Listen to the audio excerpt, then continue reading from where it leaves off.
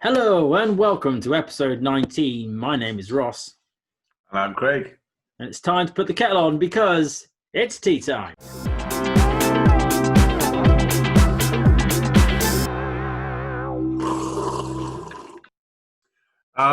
So I'm up first for news. You are. This week I have a few things. It's been an up and down week, different bits and pieces. So I'm going to chat through the key ones and I'm going to quick fire the rest.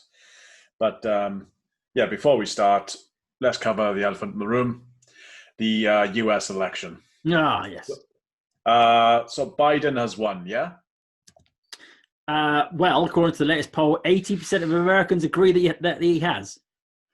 But Only 80, okay. only 80%, but bear in mind, 49% of them voted for him in the first place. Maybe we shouldn't take them too, and these polls have been generally wrong. Maybe we shouldn't listen to that too much. But I'm going with yes. I actually watched. I didn't really know much about Joe Biden, really. So I watched a couple of interviews he had, and I watched the speech he did at John McCain's funeral. My conclusion was he's a good guy. I think America needs him because, frankly, they've been a joke for the past 4 years. So, I hope it doesn't get overturned. I hope the baby in the White House shoves the dummy in his mouth and buggers off, frankly.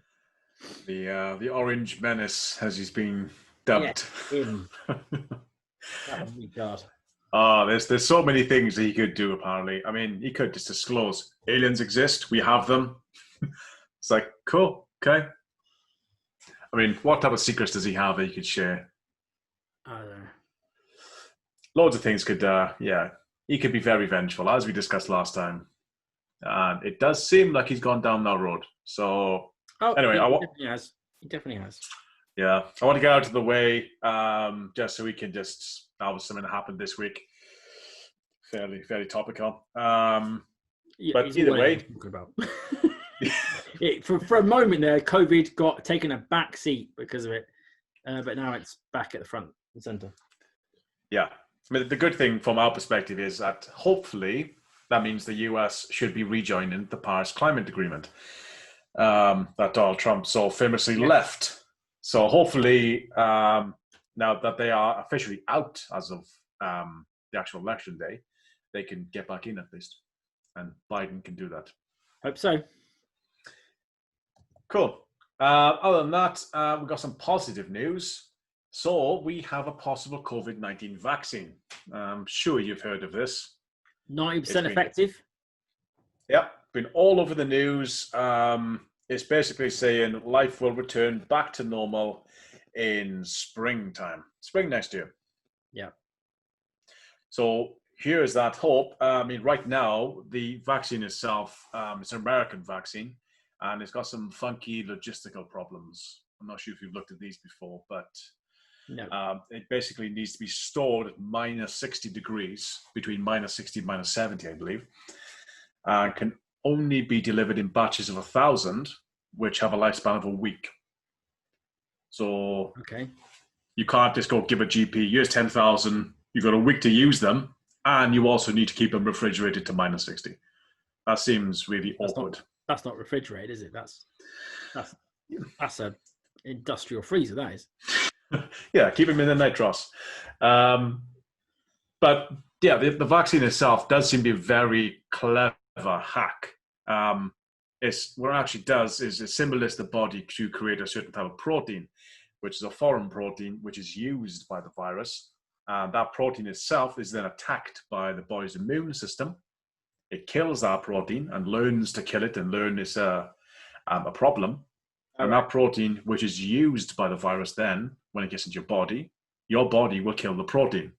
Not the virus, but without the protein, the virus is harmless. Okay. So it's very ingenious, and it doesn't involve injecting you with COVID.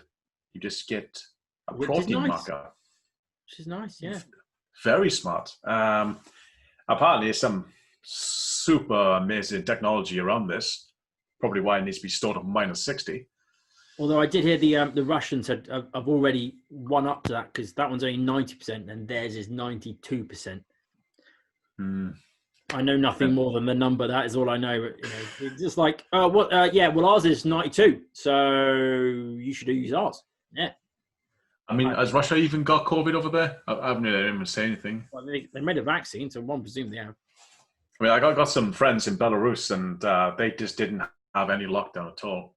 And their way around COVID was vodka and saunas. And they were actually officially recommended by their health minister. Well, on that basis, I think I'll use the whoever made this one. I'll use that one. I'm not worried about the extra 2%. It's fine. They can keep it. Yeah. I mean, the cool thing is... vodka, isn't it? Yeah, maybe. It needs to be... Yeah, hasn't got to be stored at -60. It just needs to be downed with an entire litre of vodka on the head.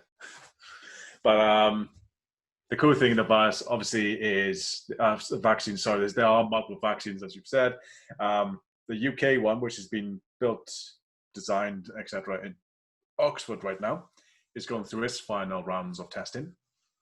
And assuming that's going to get some PR behind it, that should be out by spring too. So the idea is that the 90% number is not really effective for older people, whereas the Oxford one is. So right now, the flu virus and the flu vaccine, there's different types which target different types of people. So, I mean, the COVID one is going to be the same. There'll be, say, 5 different types of vaccine, and different people will have different ones, which makes sense. Mm-hmm. Oh yeah, that's the one. That's because the vaccine's out. Obviously, things have started to settle down a bit, and it means the stock market is looking pretty good. Yeah, I think it had its best day in at least several months. However, part of the reason it did so well is also related to the the election and the fact that it looks like the Senate is going to still be Republican majority. So from the stock market's perspective, the American stock market's perspective, that means that probably nothing will get done because there'll be disagreements between the House and the Senate. And they like that because all the possible policies that might get brought in that are detrimental to their personal tax allowances or whatever else probably won't get put through. So I think it's more, well, it's not more to do with that, but it has that as well.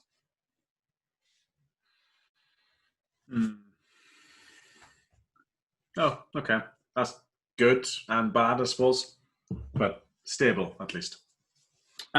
Yeah, well, it's been up and up, and then the last today was quite a stable day. So it looks like it's found its new sort of level, which is comforting for me personally because I invest a lot. So cool. Okay, well, talking of stocks, our very own chancellor, Rishi Sunak, has also announced the UK's first green gilts, which will be coming next year. Yeah. So this is a bid basically to capitalize on the growing demand for assets that fund environmentally friendly projects. As we've discussed plenty of times, there's so much potential right now with the offshore wind, but obviously there are multiple of other projects too.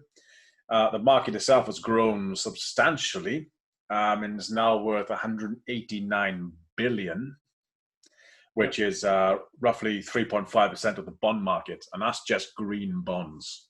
Obviously, that's globally, not the UK just yet.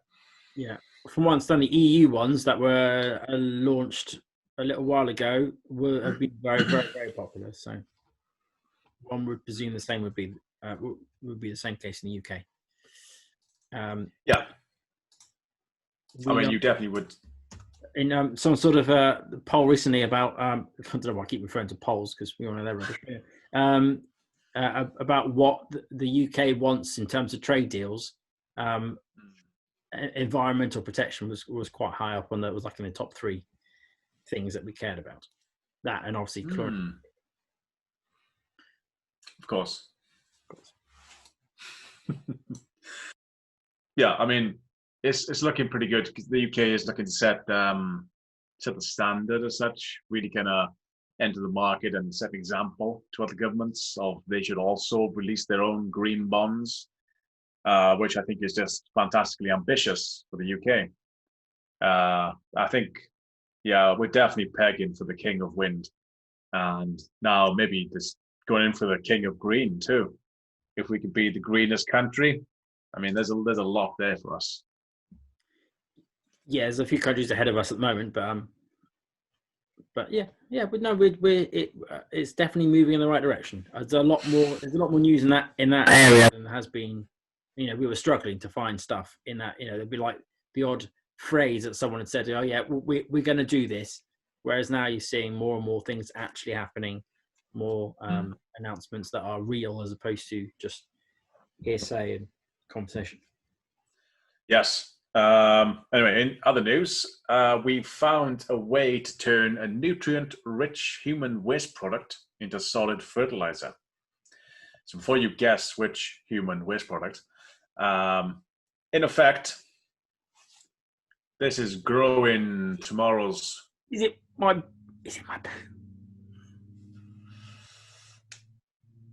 No, it's not. Not that many waste products to choose from. Sorry, I interrupted you, Karen. No, I mean, that was definitely the obvious one. But yeah, like maybe you can get a better pun for this too. I couldn't think of a better pun. I know there's one there. But the way I'm kind of seeing it is, in effect, this is growing tomorrow's food biz without whiz. Oh, okay. So you can see where it is. There's a better pun there. Have a think on that pun while I read the rest of the story. All right. Yeah, so that's right. Our number one is full of phosphorus and nitrogen. Two things a plant can't live without. The problem right now is that we urinate mostly water. So farmers would need to spread up to 15,000 kilograms per hectare just to be useful. So fortunately, helpful scientists have come along and they found a way to convert our wee into an alkaline solution, which could then be reduced into a solid fertilizer, and they kind of look like little brown balls, like rabbit food. And yeah, with these little brown balls, they're a lot easier to spread into the soil, and they're also cheap and easy to create too, which is really good. And they give an example of an average family of 4 could convert their yearly wee for about £4. Is it something that it gets sent off somewhere and then gets dealt with, treated, and then comes out as something else? Or we talk about something that you like install in your toilet? You can install it yourself, but the way this has been suggested is there are special toilets as such, which kind of separate your wee and the feces, etc. And then there's an alkalizing agent, which is roughly £4 a year, which gets mixed, and then it can essentially be reduced at heat, and it stops the urea from smelling as well, apparently. So the actual little balls are scentless.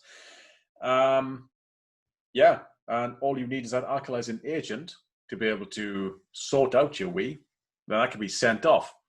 So, I mean, this is just a service chain business waiting to be created, where farmers are buying local people's pee. Okay. All right.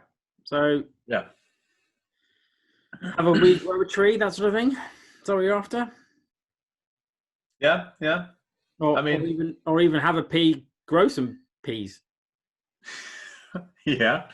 Pea for peas. Pea for peas. See, I mean, that's the business right there. Pea for peas. You go door to door, buying people's pea. And then add the alkalizing agents, do your special condensation thingy-mabobs, and then go flog them to a farmer. Cool. I'm thinking, well, so you got the compost toilets, where they already separate the ones from the twos. And the twos are effectively collected up to essentially become fertilizer anyway, aren't they? I'm not quite sure what happens to the ones. I think they just just gets emptied out on the floor, basically. But with this agent, I'm guessing we could use that too. I suppose you can, if there's some way to collect it or such. I mean, most of it's water, so I'm not sure if the compost toilet would be, I don't know, maybe catching the urea, which is kind of what you want. Maybe that's getting caught somewhere, and then all that comes out is water. But it's the actual phosphorus and nitrogen in the wee is what you want. Mm-hmm. Right. Yeah. If you can turn it into a little pellet, then it could just roll out the bottom and land straight in the garden, couldn't it? It'd be lovely. Great stuff. Perfect. Yeah. Yeah. Kind of imagine just you peed into something, and on the other side just comes out, little cocoa balls. Yeah. Be magic. Magic. And of course, you'd have no issue eating food grown in urine, because right now all the food is grown in crap, whether it's ours, cows, sheep, whatever. That's just generally good fertilizer. Yeah, adds flavour. Yeah, definitely. And I don't think urine would be an issue.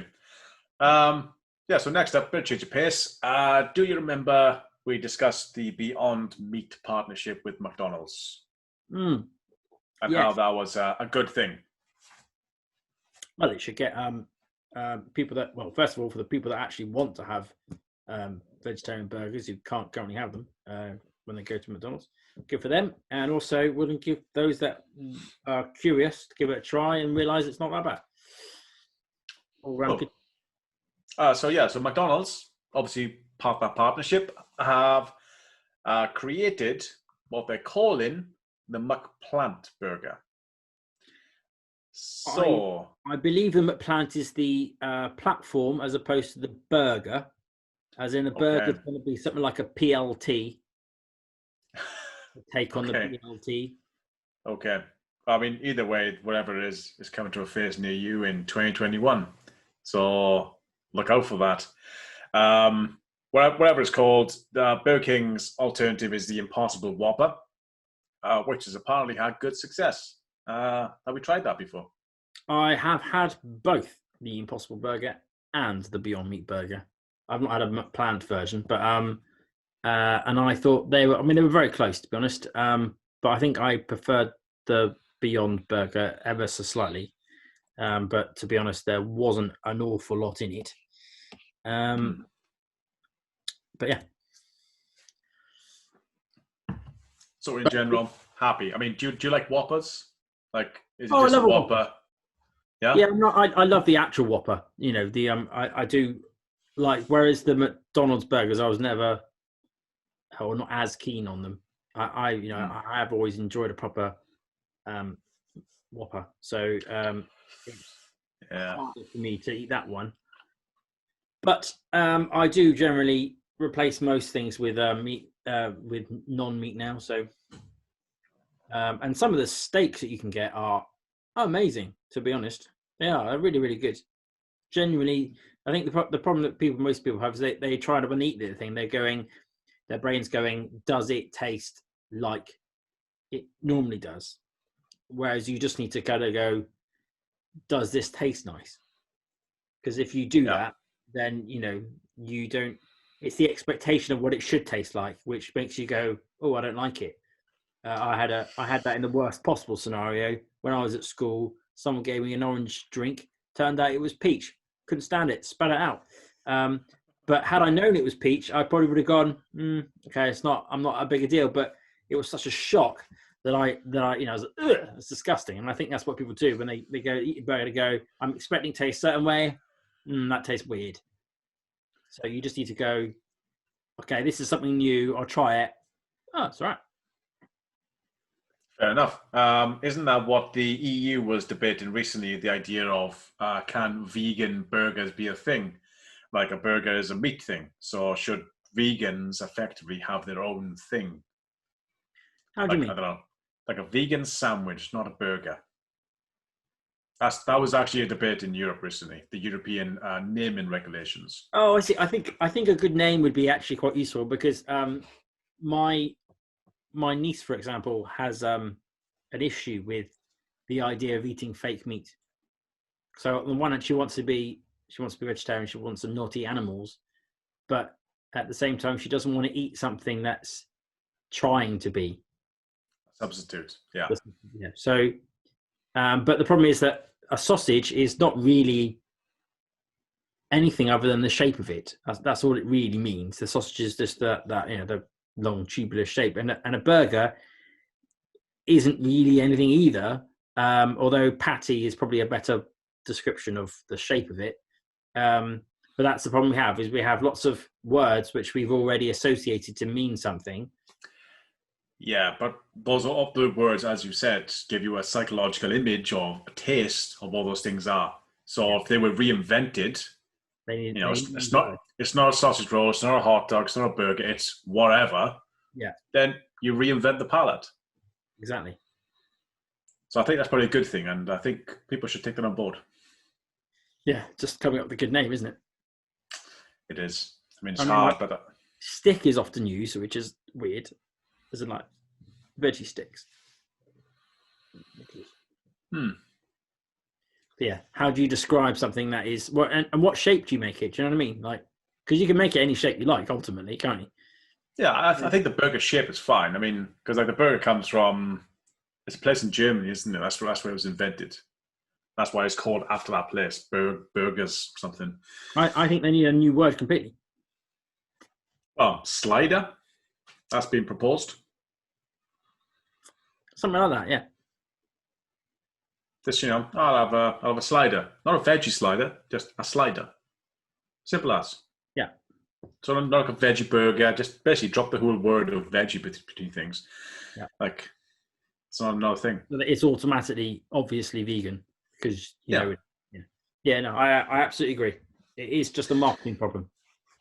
Cool. Well, the EU, they did go against banning the use of vegan products, calling themselves burgers or hot dogs. I think if they did actually ban it, yeah, it would have caused some issues, but I think, we would have forced some creativity. I don't think you need to necessarily ban it. I think someone somewhere will come up with a word, and literally as a marketing thing, and then it'll catch on. Yeah, I'm sure it will at some point. Maybe that person have a brainstorm. Write in the comments. Yeah.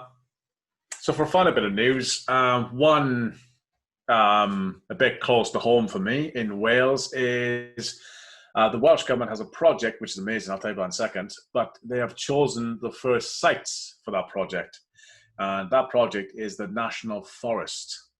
So they are proposing to build a forest interconnected the entire width and breadth of Wales. No way.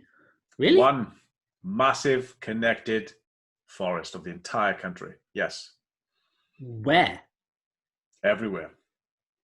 But there are houses, so but it's going to be connected. It's not going to take all the land, but like literally, like imagine like rivers, but all forest. Anywhere they can plant trees, they will, and it'll all be connected. Right. So you'll literally go from north to south, east to west, and that you'll be able to get to every border of Wales via forest. Yes, that's the plan. But were you still having roads going between the two, or not? At some point, you're going to go up through it, surely. I don't know. I mean, how would you define the distance between two trees to be different forests? Don't know. Is a road width enough? I have no idea. But then being interconnected would presume that a road would disrupt that interconnectivity, unless there was some means by which. I don't know. I mean, a motorway definitely will, and Wales has a big one, so I'm not sure how they're going to get around that, unless I suppose the motorway does end at Carmarthen, so they could just build around the left, back under. Yeah, but it needs a bit more clarification. I mean, it sounds great, but defining connected. Yeah, obviously it's a very long-term project. Sorry, is this approved or proposed? It's approved. It's a project that's happening.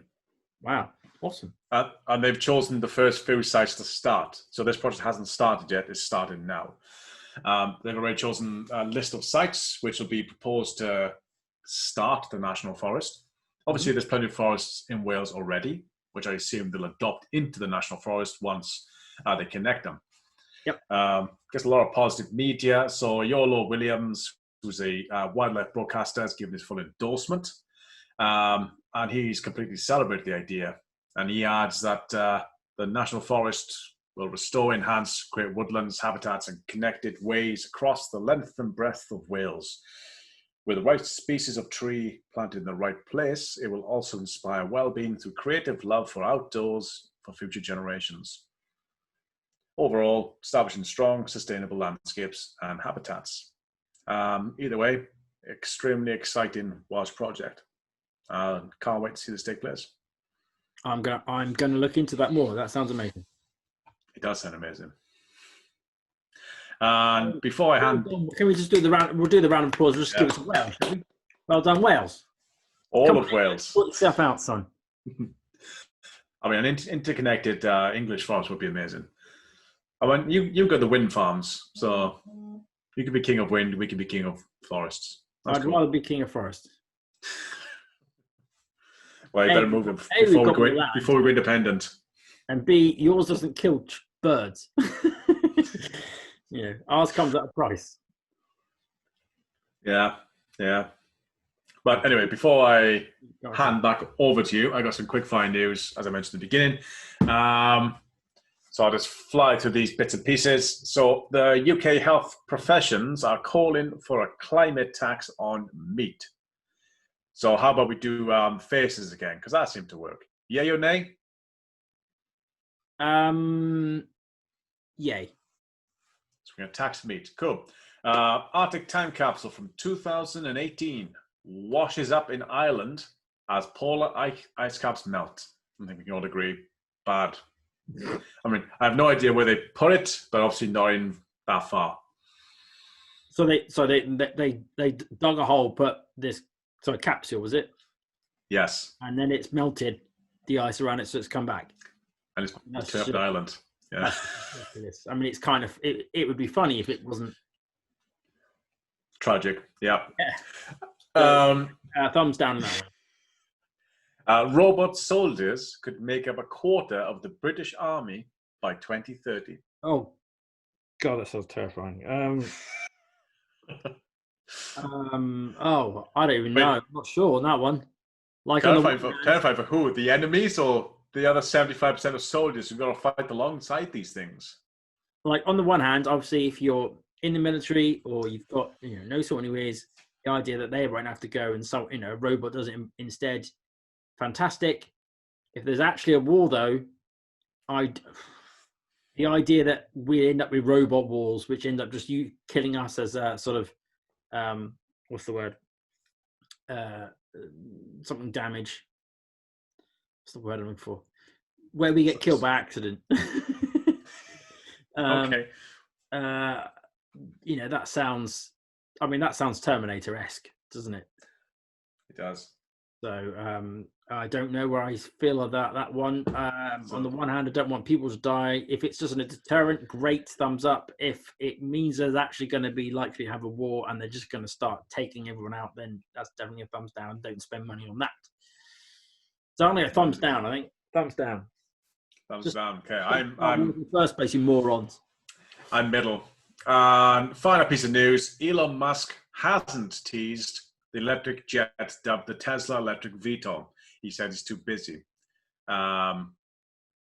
Just a bit of news. And yeah, what news you found on your end? I saw that tweet as well. Everyone's desperately wanting him to do his VTOL jet, which would be cool if he does it. But he sort of said, it's in the back of my mind. I could do it. It's fairly easy. I'm just too busy. But he's been talking about that since that.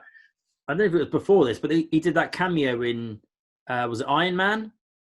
Maybe Iron Man 2? I can't remember which one it was. I think it was Iron Man 2. Yeah. And he sort of said, I've got a really good idea for a jet. And then he sat down.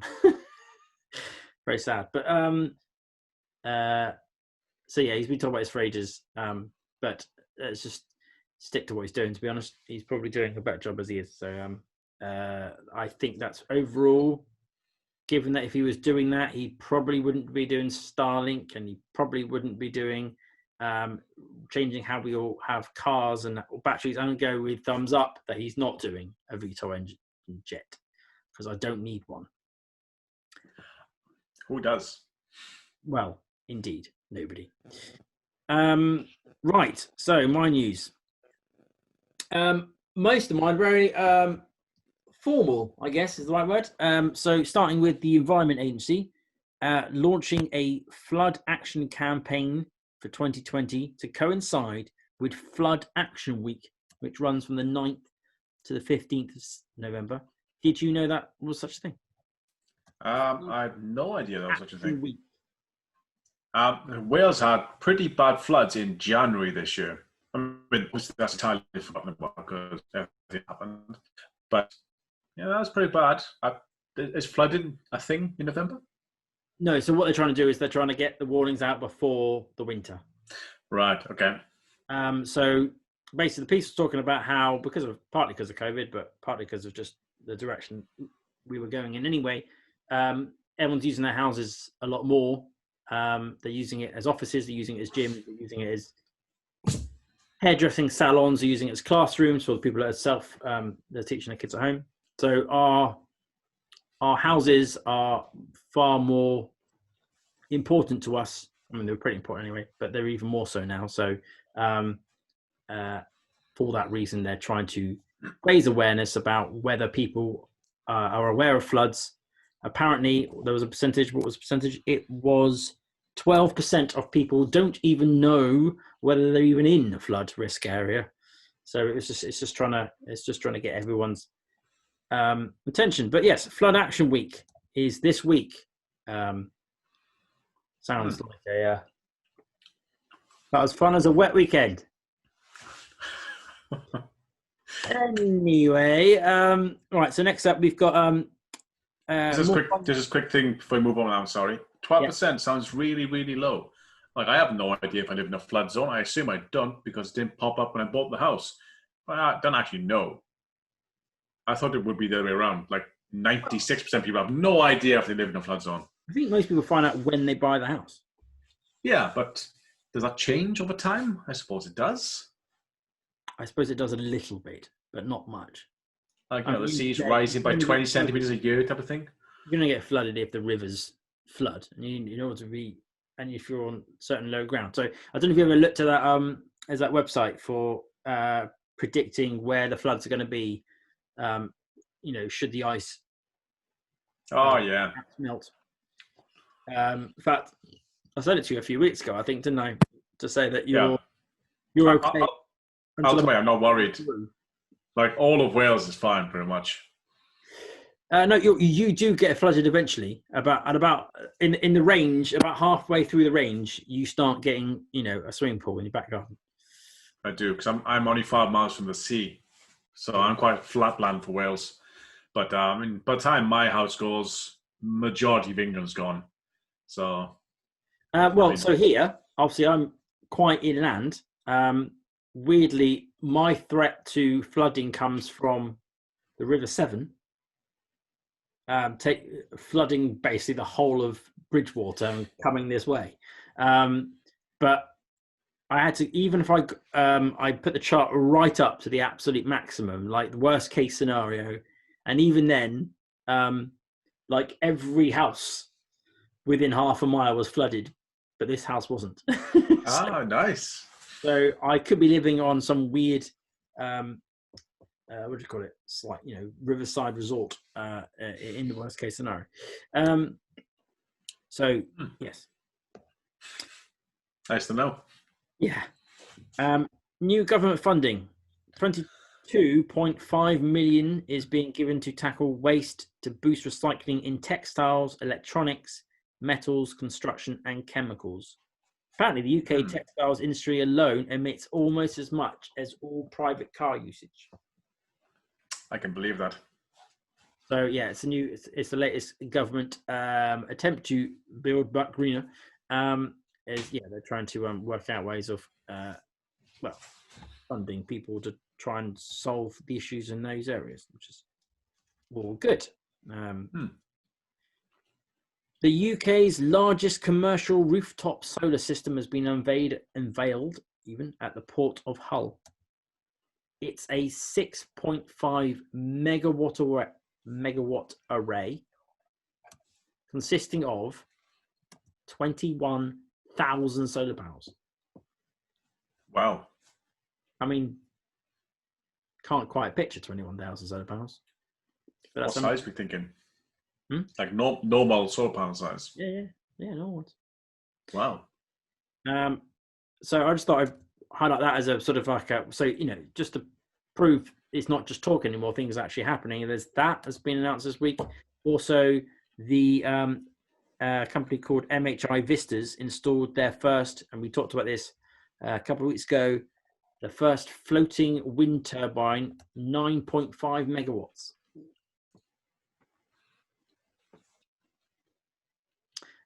So again, if we can produce a 9.5 megawatt floating turbine, then we are definitely on the right path to being able to produce enough energy from wind to not require stupid backup coal or some such other things to keep us going, because technology is moving on at a fast pace. Yes. Even the numbers you just said there, did you say it's 6.5 for the 21,000 solar panels and 9.5 for the wind turbine? I did. So that wind turbine, absolutely all over those solar panels. So kind of, even solar itself doesn't seem to be as efficient as wind. Is that because of particular us, we're really windy, or just that little floating wind turbine is a beast? It does seem to be the case that solar is just not great here. Yeah. We don't have much sun, do we? So, I mean, and they're in Hull, so they probably get even less. Yeah. So, yes, I think it is just not as efficient, basically. Or not as, you don't get as much. So, stuff like factories, which ultimately is what it's for, need Yeah. a hell of a lot. But then we don't need that much. So, as in, like, individual houses don't need that much. Solar's perfectly fine. Yeah, no, I just had a complete imagine then some guy who ever sold those solar panels, just a proper Dell boy.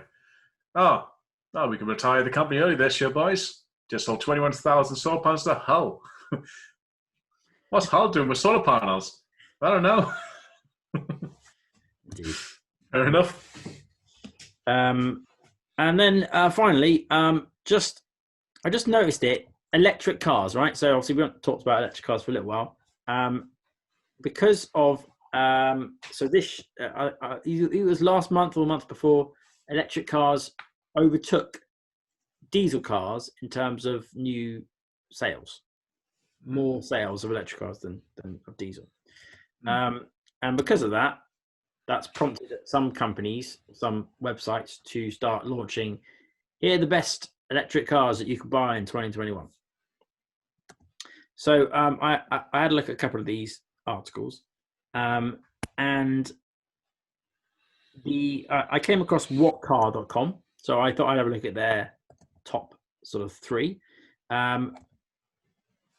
Unsurprisingly to me, Tesla Model 3 was number one on the list, which was then followed by the Peugeot 208, the Kia e-Niro, and then I was a bit surprised that the next one was the Porsche Taycan.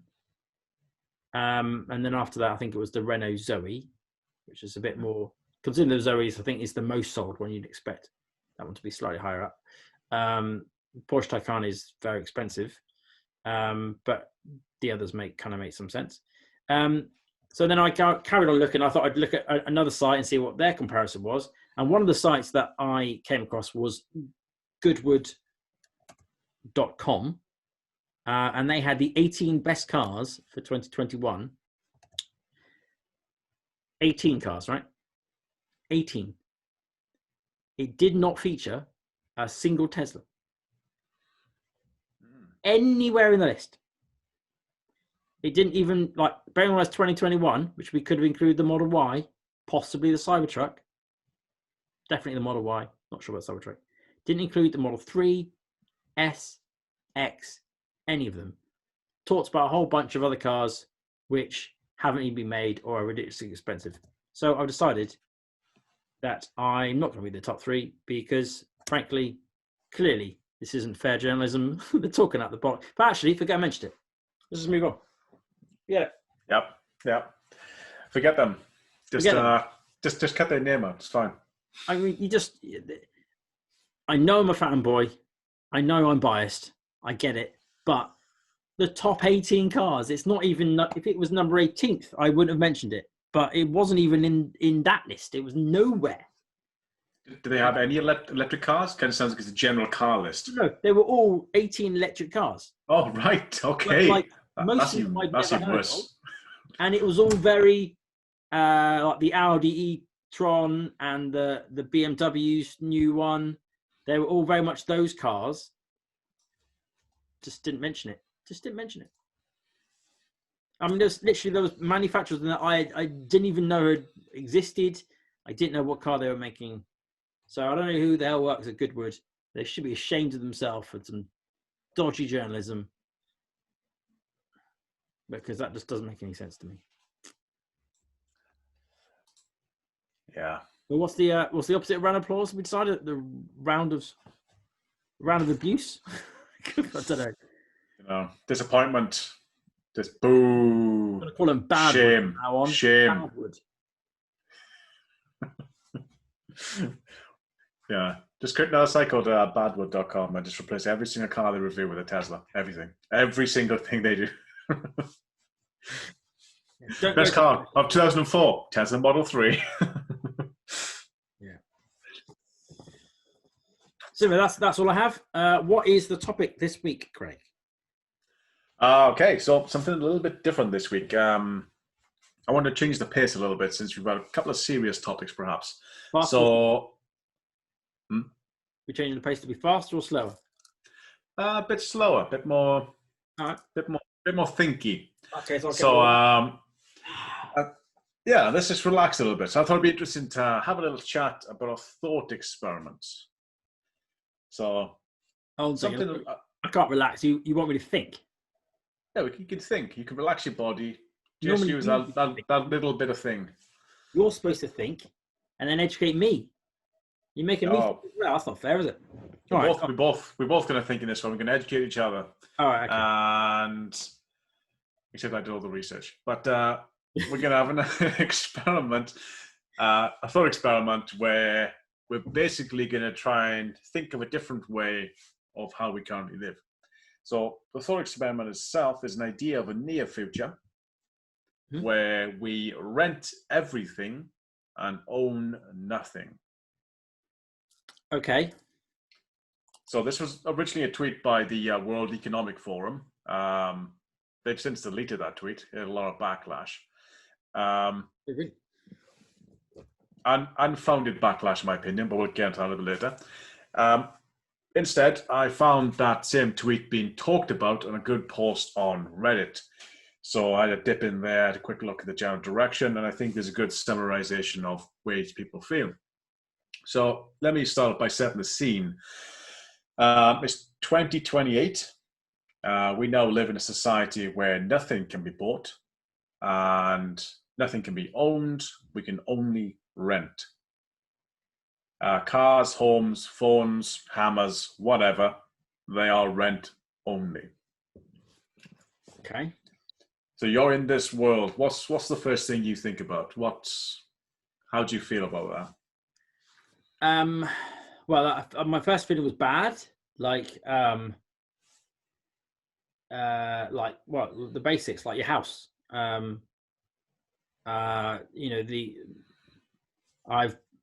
I've learnt that, well, we all knew renting was bad, but I've learned that there's a big negative to mortgages too. And so owning something that you fully own and then you can upgrade it when you've got the money to do so is sort of my new discovery, if you like, over the last 5 years. So I wouldn't want to go back now. So that worries me a little bit. Cars, not so much. I do have a child, so the idea of having to rent a thing and having it make sure that it's got the right, it's got the car seat that I need or whatever each time worries me that someone will screw that up and I'll get the wrong thing and then I'll be screwed. So that worries me. Other than that, I don't suppose there's an awful lot that I actually. I mean, were you talking like even furniture and stuff as well, or Everything. You own nothing. I mean, 2028. You got eight years to warm into this world. Yeah, I don't think I like it so far. Okay. So let's discuss. There's different aspects of this. I've got society aspects, psychological aspects, environmental aspects, and capitalism aspects. And then we've got a couple of fors and againsts. But yeah, come with me on this journey. We'll just chat through it, and please jump up with any questions as we go through. So we're going to start with society. So I think most of what you talked about there were society things and how you feel about certain things. So I kind of feel like we're very close to this own nothing, rent everything world already. The UK in particular, though, has a hard time giving up the idea of owning a home. 2003, people owning homes in the UK reached a peak of 71%. We are very much we must own a home. That's just kind of built into our society. It's very much ingrained in our lifestyle. So we already think that way for homes, but as you say, other things like music, for example, that's not something we even consider buying anymore. We already have subscription services where you can have access to the entire world's worth of music for £10 a month. Mm-hmm. That's all in your pocket. A rental house and car markets are also very large. Obviously, people do rent cars and houses. That's a thing. The problem is that those markets are quite pricey right now, especially in the UK. Maybe not the best deal where you can actually have a mortgage, which is cheaper than renting typically. So I would assume or suggest in this world, that would be the other way around. The rent would be cheaper because everything is rented. So you kind of flip that sort of relationship the other way around. Yeah, okay. Yeah, sorry, let me know when to jump in. You can jump in whenever you want, but the idea there is you would expect in a rent-only world, there'd be more companies and they're cutting each other. That's already happened with the music industry, which is why we have all our music in the world for £10 a month. They keep undercutting each other until they get to rock bottom costs. And right now, that's £10 a month. That's £10 for Spotify, for Google, for Amazon, whoever. They're all roughly £10 a month. And they've all got to the point where, we're only really paying the artists pence per download. We can't get away with any more. So I would say that would happen for everything, homes, cars included. I'm mentally struggling with perhaps the extreme elements of this. So, like, just looking around my room, I have trophies from when I was like, in my 20s or whatever. Obviously, I'm not going to rent that. That makes no sense. So, how far does this go? I mean, well, I suppose the argument there would be, why do you have a trophy? I mean, you had a trophy probably because that was the time there and then. But I'm not saying in 2028 everything you own today gets destroyed. You still have your things today. No, but what I mean is you will, through your life, you acquire not memorabilia, like memories. Knickknacks. Yeah, exactly. So things that you keep because they are your identity. Sure, you can't replace that stuff. So that's what I'm proposing will change. That's probably a consumerist, materialistic mentality where those things mean something to you. You've attached some sort of feeling to those things. The idea would be that our children may not do the same. Like, we wouldn't get a physical trophy, they'd get a certificate, which is digital, for example. Yeah. Well done on sports day, it's in your email. I don't know. My initial reaction to that is that I think that's innately human to want things, to hold things, to keep things that remind us of stuff. Our memory works better that way. So, and with touch and stuff. So like, you know, when you pick up something that you've had for many, many years, it helps your brain to remember stuff. Can't get that from digital stuff. It just doesn't work the same way. So I don't think that will change. Like, okay, so like you see it hanging behind me, Ethan's medal that he got when he did the climb. That's something that's important to him, and he wouldn't want that replaced. So I don't think you'll ever replace those items. I think you'll always have your knickknacks. Just too human to get rid of. Okay. I mean, very maybe. But I suppose that's the point of trying to press into that world of this thought experiment. But continue with the society angle. Right now, renting a home is obviously very common in the UK. 29% of us rent in the UK, primarily millennials. And millennials are being classified as Generation Rent by the Telegraph. Right. And that's just kind of where they are. Primarily, they feel like they can't even buy a house if they wanted to, which that's just the way we live right now. So our kids may not even have a choice but to rent. So I feel like this age is coming upon us, and my superficial date of 2028 might be very true. We don't know. But the sharing economy, like for example, Airbnbs, are said to be worth 255 billion in 2025. Right. It was worth 12 billion in 2015. Wow. So that's a hell of a jump. A recent report from property company Hammerson found that 64% of millennials say they would consider renting products. More than half of them use sites such as Uber, Airbnb, compared to 16% of those over 35. Meanwhile, subscription services, including Spotify, drew in more than 60% of the British music revenues last year. That's more than CD, vinyl, download sales combined. Clark, who is a typical what are they called? Millennial. Typical millennial, as quoted by the Telegraph, has basically said, when you're renting a property or move house, you end up lugging around huge amounts of stuff. It's pointless and becomes a burden. So it makes sense to rent it all. I mean, yes, absolutely. You do end up taking stuff from house to house that stays in the same box, same box, different house, just different somewhere. So I can definitely see a lot of people being willing to rent houses and cars and things, like I said. But I just don't know for the very small things. I don't know how we, But first of all, we have paperwork. Half the time we have to carry that around with us because the tax thingy tells us we have to. So there is a certain level of having items that we have to keep because just society says we have to keep them. But obviously, if they get rid of those things, then that would be a wondrous thing for everybody, except for the whole issue. But but like stuff like your, So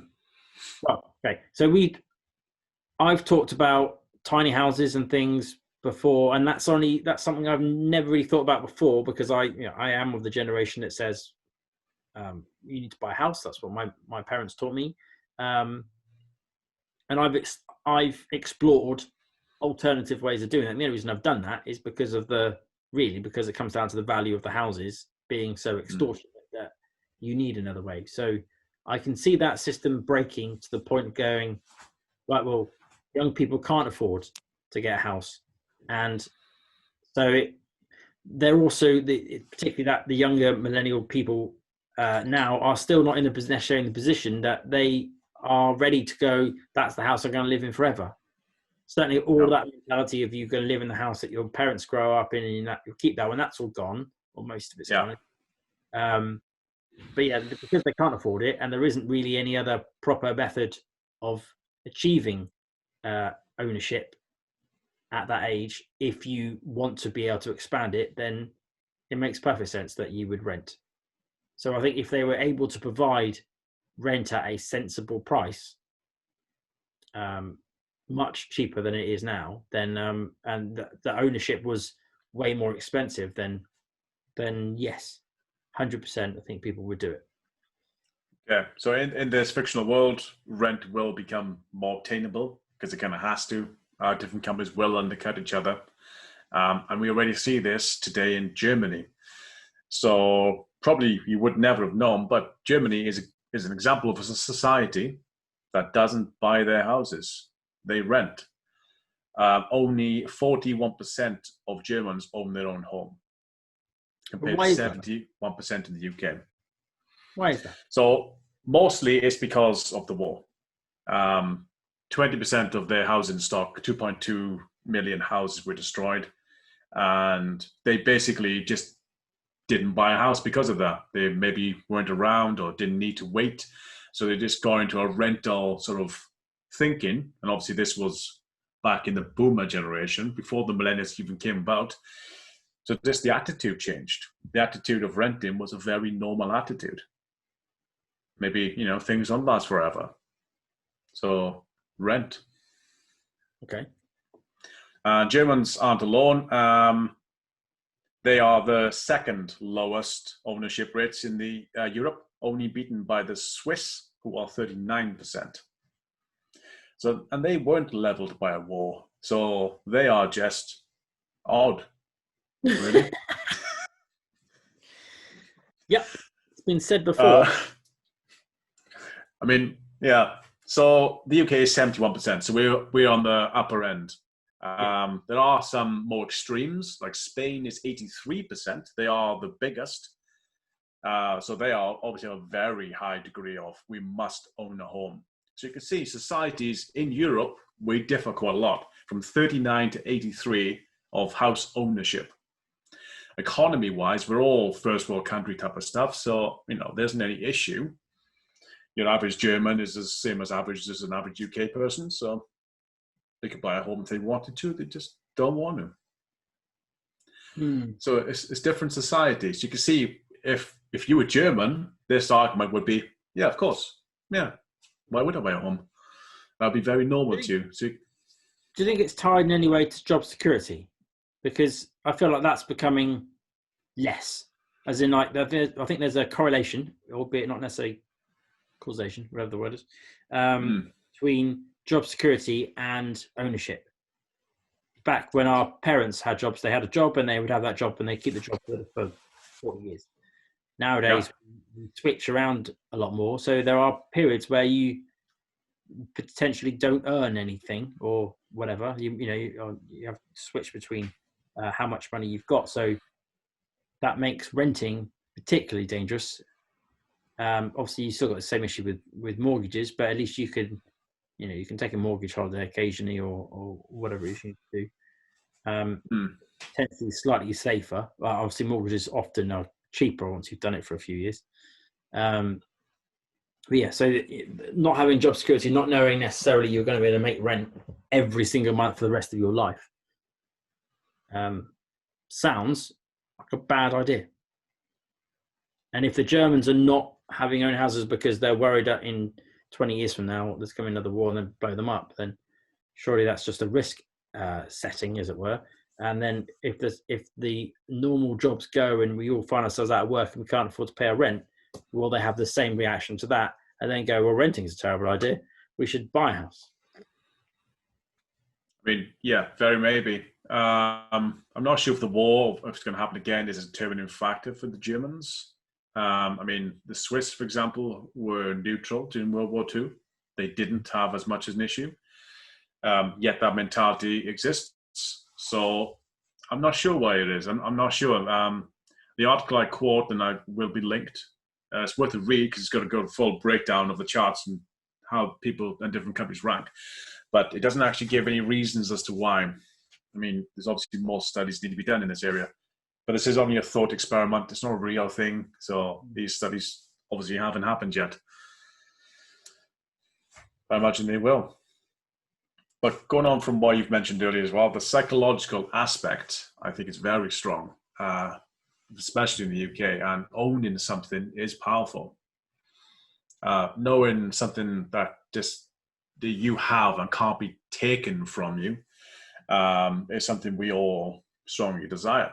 And maybe that is innately human. Maybe that's something we all want. Maybe that's true.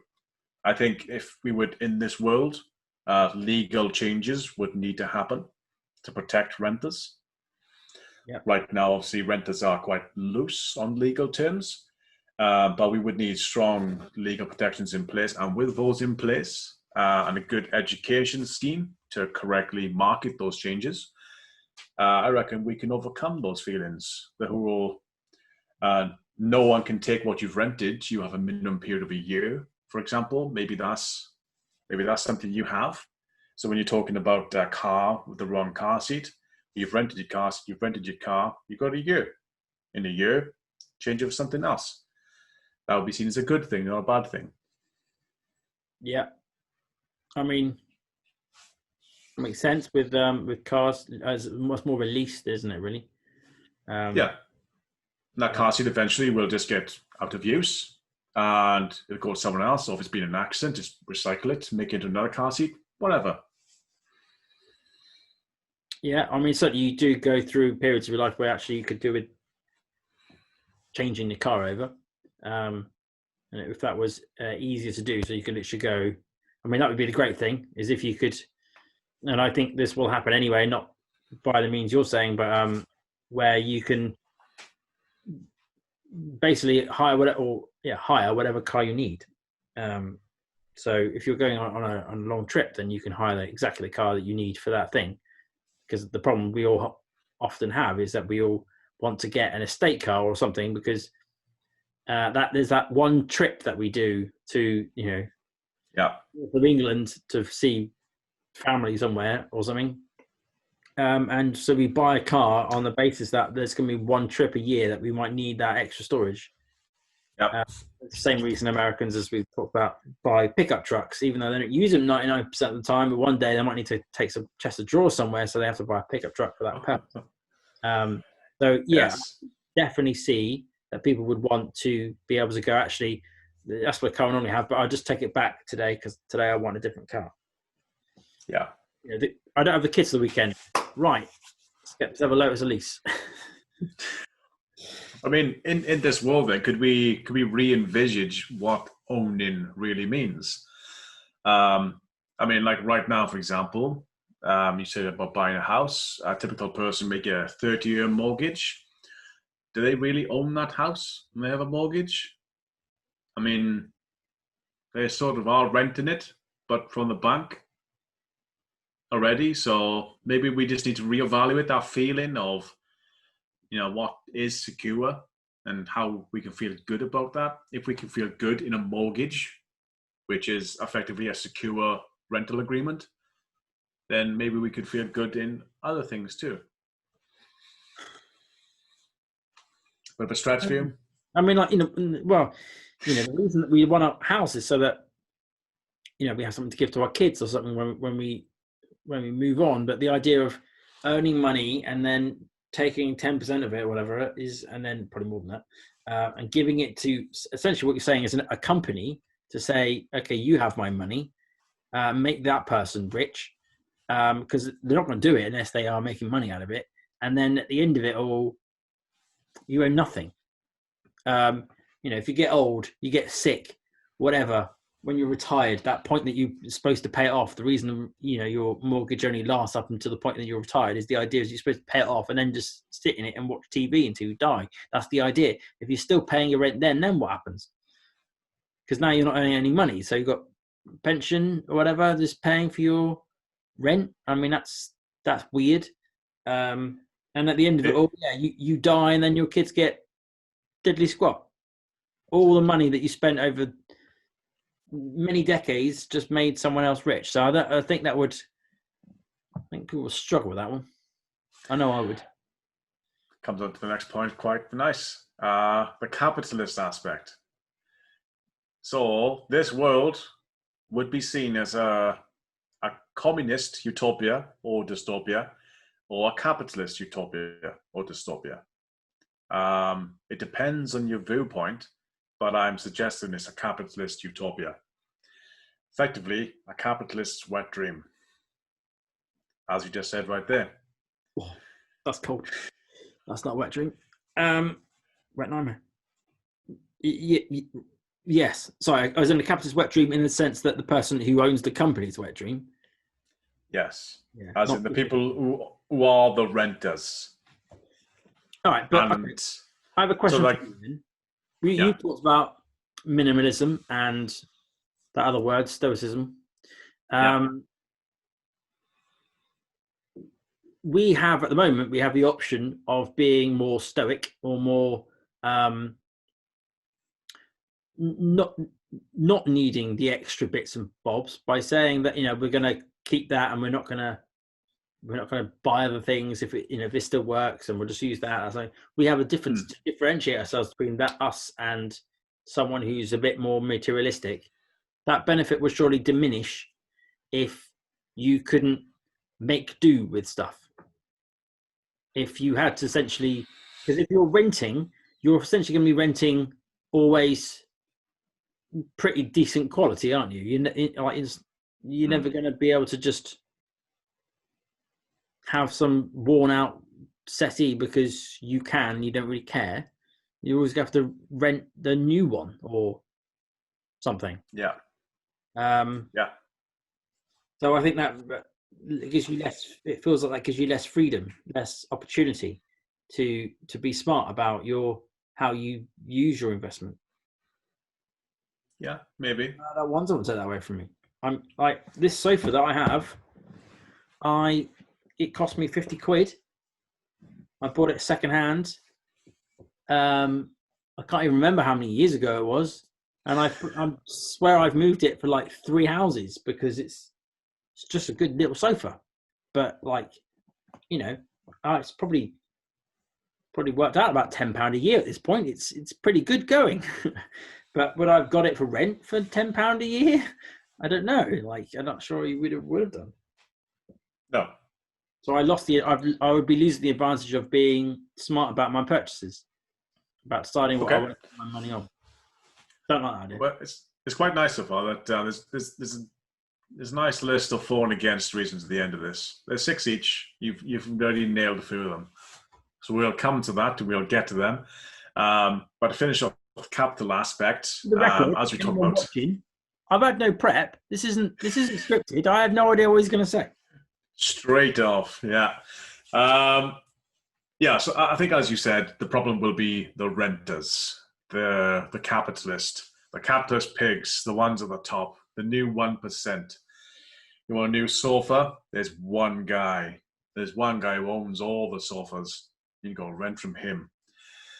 So how trusted would they be? I mean, how could we regulate this? Is the trade-off worth it? I suppose that's kind of where we would be in that world. It definitely would be a capitalist wet dream. So have we covered the benefits? Have you gone through those? I haven't yet. I mean, there's been benefits throughout, small bits and pieces. I'm going to summarize them at the end, but I'm trying to go through the different aspects of this argument first. Yeah. Okay. So that's capitalism. There's questions in capitalism, effectively, and again, you could see it as communist or capitalist, depends on your viewpoint. But the final aspect is environmental. And this, for me, is the biggest reason why we should, or maybe are going to do this anyway. Let's take a car, for example. It spends most of its day sat outside your house or your work. So this lump of metal that we bought is useful for maybe 5% of your day at max. And if we instead have a sort of pay-as-you-go car mentality, then we'd only rent the car for our 5%. And in turn, less cars, less problems. You know, environmentalists would be happy. I can't see that not being a good thing, personally. Whatever car you rent, irrelevant, really. That fits with the Tesla network style thing. That's what they're planning on doing. So, exactly. I think the future will have to go this way, personally. I think if we're going to meet those numbers by 2030, by 2028, which is why I chose 2028, I think we have to really be in this future. or we're not going to make those numbers. I think for the people that don't have kids, don't have a real reason to need to keep the car the same thing, as in like they don't really store stuff in it. They can just take their phone, plug it in, and then get, if that's all they really want is the music and stuff that they have on their phone, then I can see them. And if I was that, I would definitely go, well, why wouldn't I have, if it's it's going to cost like £1 or something, some much lower price to go where I need to go, then why wouldn't I do that? That makes absolute sense. The difficulty is, like I say, if you have kids and you generally keep the kid's bike in the back or whatever in case you need it for whatever reason. Or don't forget that's also rented. But it's you don't own that bike. Huh? You don't own that bike. You'll rent them from wherever you go. So you want to go to the lake? Cool. Go rent a bike at the lake. Right, I see. Okay. Yeah, but I don't want to rely on other people to provide what I need. So, like, I want, if I've got a bike that fits him, that he likes, it's his favorite thing, and it makes him want to ride it because it's got a basket on the front, whatever, there's going to be reasons why I'm going to want to own some stuff. And if I want that stuff in my car because it's important, relevant, whatever, then I want the option of owning that car. But I could, as you said, I could lease it. And if it's like, an autonomous Tesla, then we can combat the environmental element of the fact the car's stuck on the driveway by saying, if anyone else needs a car, the car can just go drive itself to them for them to use it. And I'm fine with that, although that is my stuff being driven around in the car, which I may not like. So that's why you probably wouldn't keep in the car, that you progress past that. Effectively, the Tesla network is you buy the Tesla and then it pimps itself out to pay for itself. Is that kind of how it works? Yes. Yeah. But obviously you can have it so that you have stuff in the boot. Maybe the boot can't get unlocked unless it's by you. Yeah. I mean, like Airbnbs, for example, people often say, don't go in this room or don't go in the attic. The people have stuff in there. Yeah. And if you have insurance policies, if someone did nick your bike, you got an insurance policy. Yeah, and at the point that you're earning X amount of pounds because the car's driving around for you and earning money, then at this point, is it worth me if I use my car seat once a week, is it worth me taking a car seat out in the boot once a week for the sake of an extra £50-100 a week? All right, yeah, fine. So yeah, I'm totally on board with that concept for the environment. Cool. So car's an easy one, and I think it's an obvious example.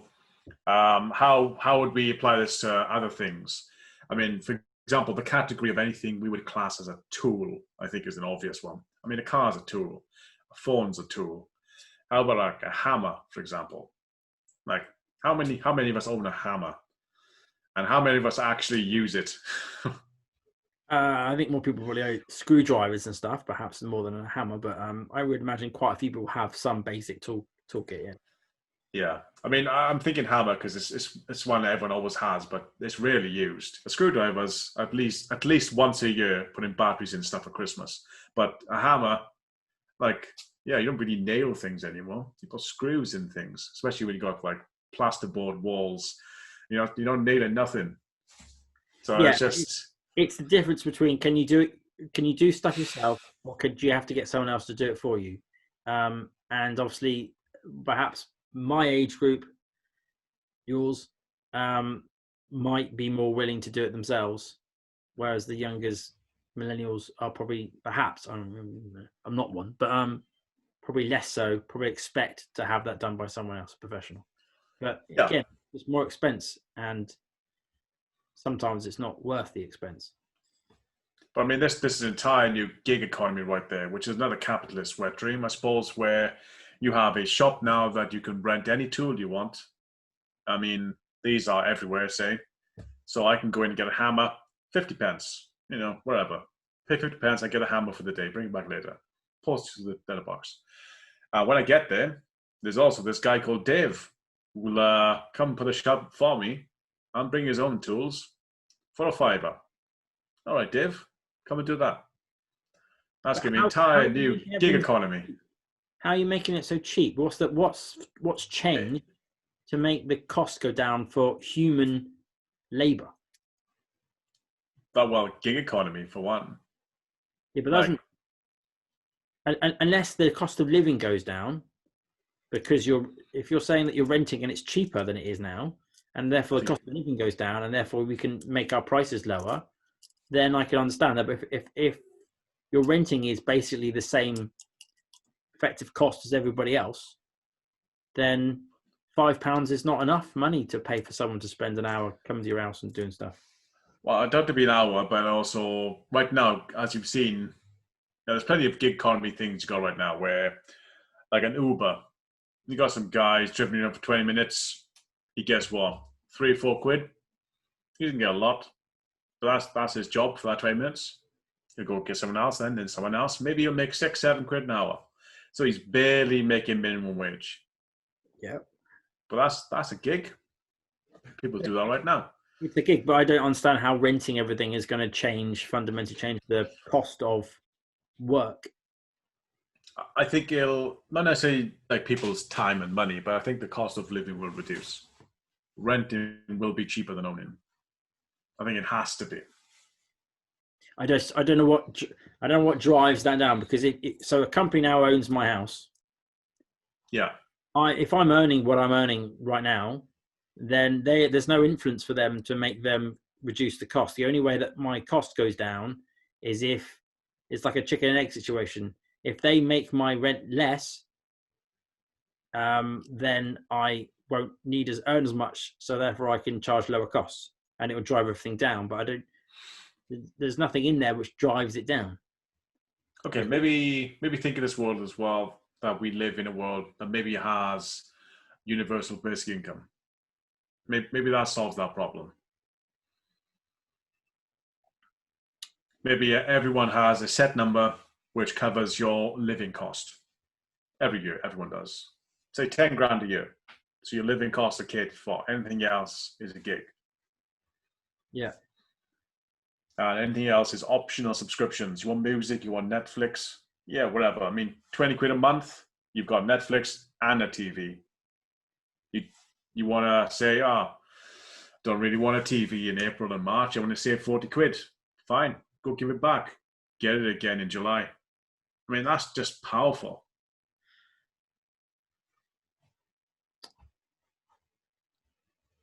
Yeah. It's a mad world, but I think we can see that happening.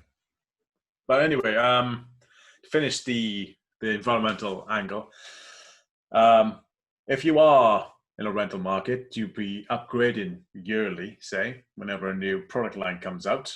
I think there'll be less product lines, because I think they'll become a lot more streamlined to efficiency rather than appeal. I don't think you'll be marketing appeal anymore. And things will always be more eco-efficient every year than the last. I think it's inevitable to become that way. It'll become a deciding factor. And renting will allow the turnover of inefficiency to happen very quickly. So that's a very good thing for the environment. You wouldn't be running around in crappy cars. All the cars would be good. Crap cars would be recycled every single year. Yeah. And how about this as well? So discussed it earlier, the textile industry. We've also discussed it previously as being the second biggest problem industry outside of fossil fuels. Rentable fashion. Yeah, I mean, I'd probably go with that, to be honest, to some degree. Yeah, you don't buy your clothes, you don't own them. I mean, if you want, maybe sign up to a subscription package in the post at the beginning of the season, you get spring's hottest kit. Here's 20 outfits. After spring, send them back. You get summer. I mean, I would be quite happy with spring 2005s. I don't need the latest stuff. It's all right. You can give me 15 years ago spring stuff. I don't mind. That's probably newer than some of my stuff. I mean, as you see with me, I wear basic t-shirts. So, like, let's say there's a tier option. So maybe we're bronze. Maybe we're £5 a month, and we get, like, I don't know, Copper. What's lower? whatever the lowest is, we just get a pack of pants, some socks, and a couple of t-shirts every month, and then we send it back every month, and they just get recycled. Don't even wash them, just like wear them out and just send them back. So I mean, that could be a world. I think rentable fashion is a no-brainer.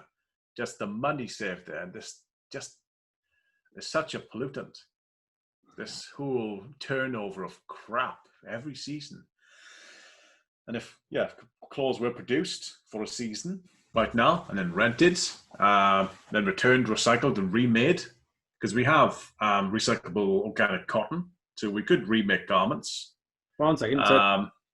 So sorry, may I? There's a thought question then on this basis. Would you, if you're in the bronze or copper version, would you accept second-hand items that had been checked and decided that they were as good as new, but they had been used? I would, yeah. If I want to reduce my costs, yeah, why not? I care less about fashion, as you know, so the same as yourself. So we would. Wouldn't bother you that someone else had already worn it? No, I wouldn't. No. So because I would go because I don't buy clothes very often. At Christmas, I get given stuff that generally much dictates what I wear for the next year. With your Lynx Africa set.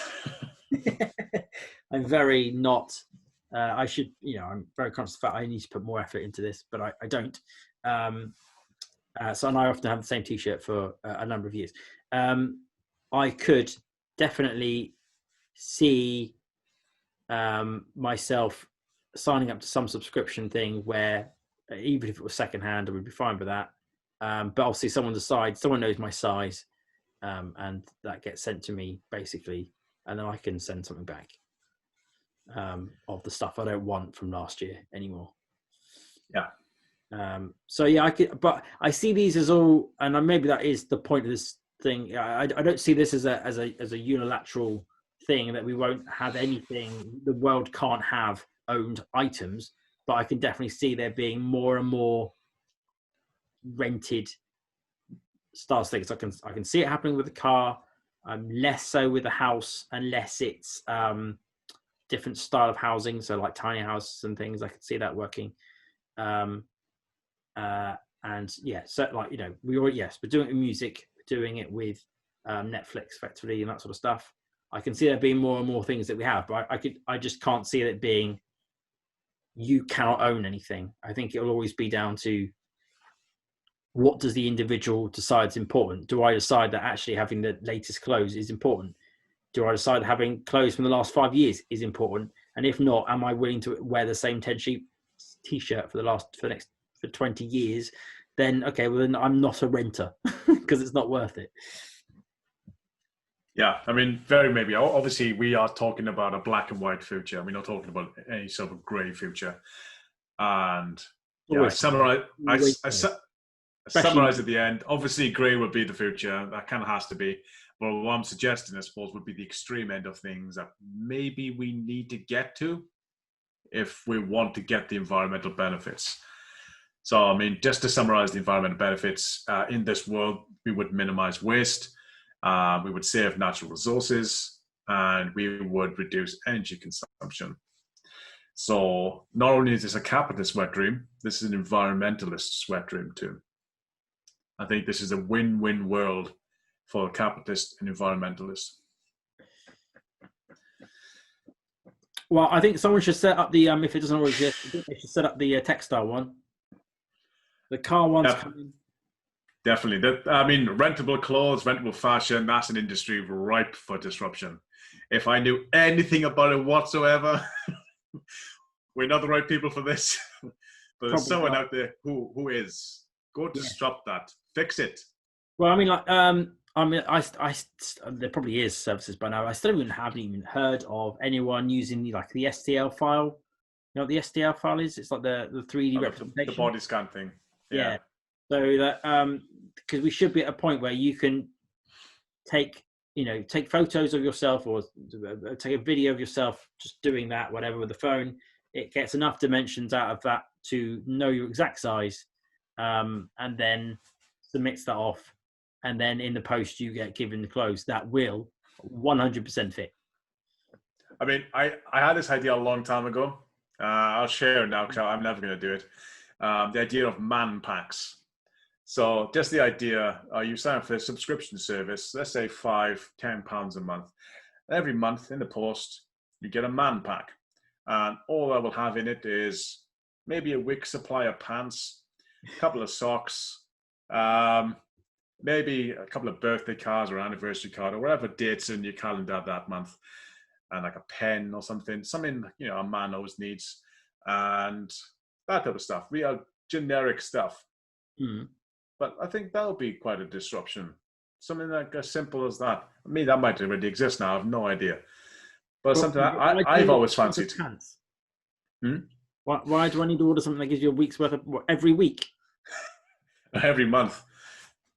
But why? I don't know. What do you use all the time? No, but okay. I only ever buy black socks. And if one has a hole in it, I throw that one out. I don't throw the pair out. I throw the one out that's got a hole in it because they're all black and I can wear them interchange and I don't know either way. Yeah. That's why I only ever buy black socks, because that way I don't even have to work out which one belongs to which one. I can just pick up two random ones and go, thanks very much. And they're on my feet before I even have a look. So, yes, absolutely. I could have every few months or so, it would be nice to receive some new pants and new socks in the post. Thank you very much. Yeah, that's a little idea. Long time ago, may already exist now. But either way, to summarize, I'm not sure what we're doing at time, but it might be going quite long. I have fors and againsts. So I've been summarizing the fors and againsts. I'm trying to remain neutral in this argument. So fors, capitalist wet dream. We don't need to churn new ideas out so much. Prototypes could serve as products virtually until the most popular lines are chosen for rent. So we don't have to have 100 phone choices a year. We can have 10. And then they would fit the 10 different types of individual. Obviously, there's some people who miss out, but they haven't got to upgrade perhaps. Maybe they can stick with what they got for another year, maybe get 2 years, whatever. I'm sure some capitalists will figure that out. Point 2 is environmental's wet dream. So we don't own silly things that we know depreciate as soon as we buy them. Like obviously you buy a car, depreciates immediately. Same with the phone, any technology. So we only borrow something that we eventually give back and is recycled, and then we get a new thing which was constructed from that other recycled thing. So environmentally, I think that's a really good win. Another one. Wow. Because if it's only designed to last for 2 years while you have it, then there's nothing to stop them from doing that. Then you're not keeping something for a long time. So it's the opposite problem. Well, I think we already do that. It's called planned obsolescence, and it's built into product already because, again, capitalism. Yeah, but I don't see anything particularly in the renting mechanism that would necessarily, unless it's going to get reused by someone else, there's no incentive there to make the device last for more than 2 years. No, there isn't. It shouldn't need to. Well, yeah, but that's not. Recycling is never as good as reusing, so I don't think that is good for the environment. It's better if that phone was to go somewhere else for someone else. It's better. Like for me, I have Pixel 3. You have a Pixel. What is it? 1. Didn't you order the 5? I thought you ordered the 5 or something. No, I did go for it, but I cancelled it, and instead I bought a new Pixel that's broken at the bottom, so I'll put a bit of tape on it. Okay, great. It's actually shattered, so it's good. So I had a Pixel 1 up until about a month ago. I would be quite happy to have always the 2 behind the current one, if 3 behind current one, and I'm quite happy with that. So if someone else has wants to be on the gold level and has the latest phone, great. I'll have that guy's phone in 2 years from now. So it would still be better if there was that rental system. I agree with that. That if it was that it was going to get passed on, that would be better than if it was that it was always going to get sent back and recycled and then made a new phone, because that would mean that we're just wasting. Yeah, that's a really good point. Maybe the tier system we discussed, maybe that's just a general rental tier system. Maybe we put ourselves in the bronze stage, so we get stuff that's 3 years old. Yeah. We don't get the new thing. We get the silvers cast downs, same as silver gets gold's cast downs, and then after us it gets recycled. So With we the could be the exception last step. with the exception of pants. I'd like new ones, please.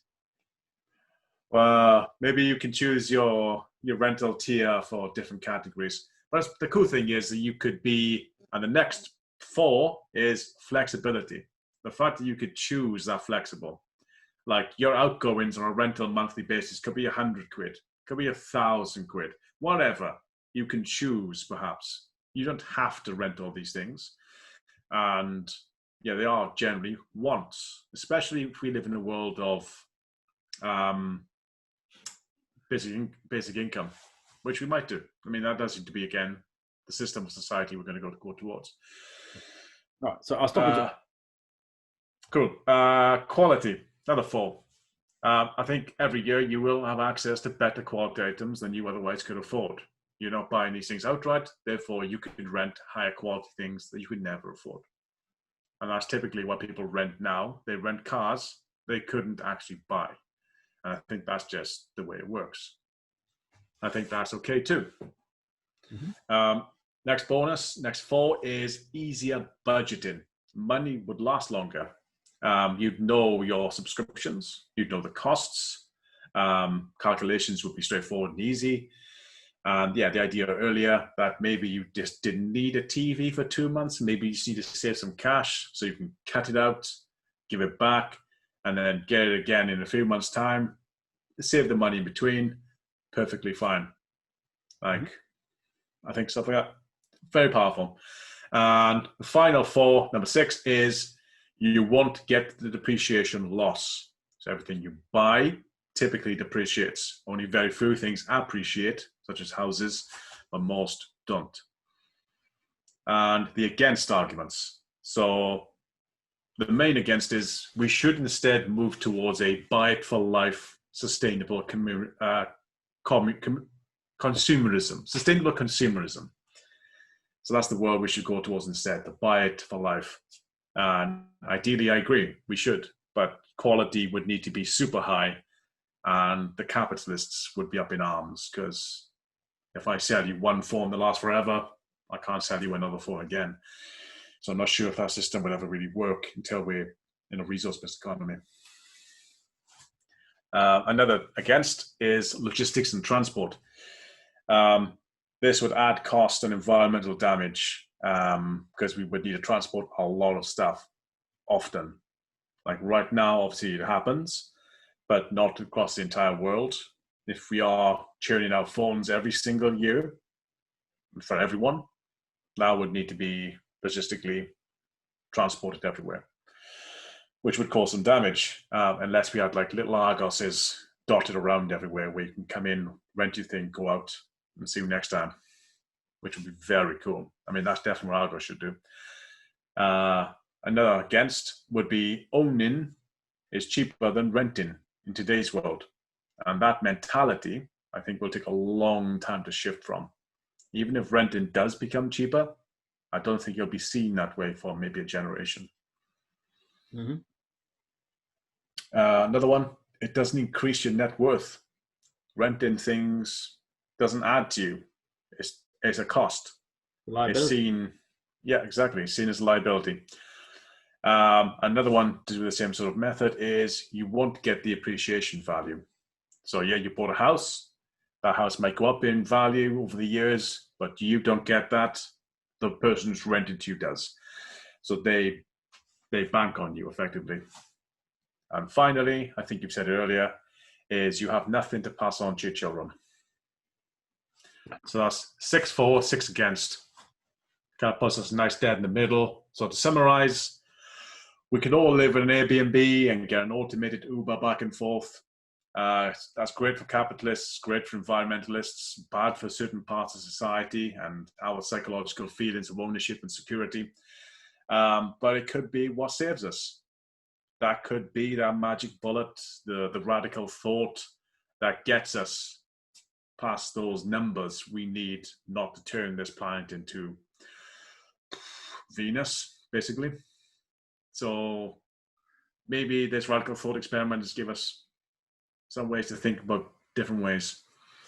In overall, in summary, on balance, could you live in this world happily?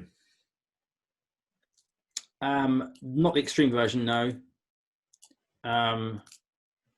But I now think there should be an Amazon equivalent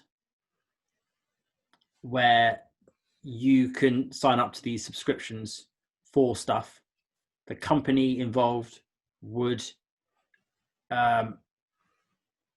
provide the choice. So it would only, for example, let's say it was a phone, it would be phones that have a tendency to last a long time, the ones that are built well, ones that don't have reputation for deteriorating quickly, which would then encourage those companies to try and build better products if they want to be on that network. And then people like us could go to that work and say, well, actually, I would like a new phone every 3 years. I'd like to be in the bronze version. And yeah, so that would be my thing. And then every 3 years I would get given a 3-year-old phone. But the company would give me a choice of, but only a limited choice of the ones, like I said, that are past their quality tests. And then you could do similar things with other products, basically. So I think actually there could be, I could see that being a website that does very, very well. Because I think I would probably sign up for that. I think that future is coming. I think whether we all agree or not, I think it's coming. I kind of feel like there's a certain level of it's required. As we discussed, Germany and Switzerland, they feel differently to us about a lot of ownership reasons. So I think societies will change. But overall, I'm kind of with you. I prefer a grey world, not this extreme. I don't think I'll be too happy in this world, but a grey version where most things are subscription, like definitely cars, but I don't know if I can give my house up. That'll be a line for me. Yeah. But that's all I have. So hopefully that's made some people have a little think about that. It's a good thought experiment. And someone, if you want to, make that website, because I'm probably not going to do it myself. But you've already got a customer in me. Put your comments down below. Tell me what the link is, and I will sign up to get my order of pants. Sweet. Yeah. Right. Well, I guess we'll leave it there, shall we? Thank you very much for watching. Remember to think, educate, and act, and we'll see you next week. Bye-bye.